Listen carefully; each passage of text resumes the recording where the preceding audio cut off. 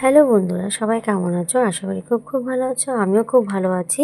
এখানে আমি আর আমার দিদি মিলে চাল কুমড়ো ঘষছি, কারণ বড়ি দেওয়া হবে, তার জন্য চাল কুমড়োটা ঘষা হচ্ছে।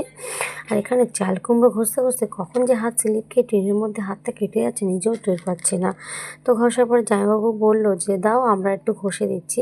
তাও শেষের দিকে এসে ওই যে এক টুকরো দেখছো পড়ে রয়েছে, ওটা এখন ছেলে বায়না করছিল যে করার জন্য, যে আমিও ঘষবো।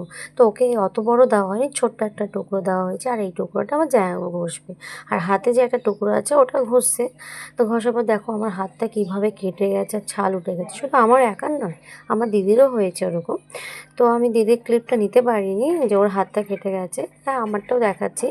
আর আর এত জল বেরোচ্ছে চাল কুমড়ো থেকে, সবসময় জলের মধ্যে হাত ছিল তো হাত পুরো সাদা হয়ে গেছে। তারপরে আছে এইটা পরের দিনকার সকালবেলার ভোর 5:30টার মানে ভিডিও।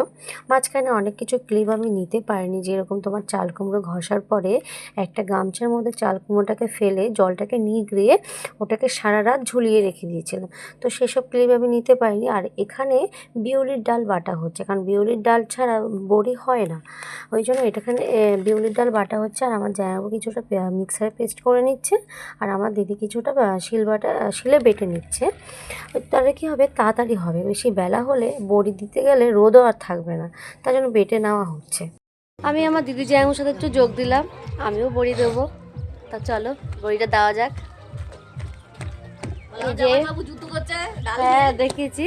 তো এই তো কাপড় পাতা হয়ে গেছে, তো এখানটাই বড়ি দেওয়া হবে।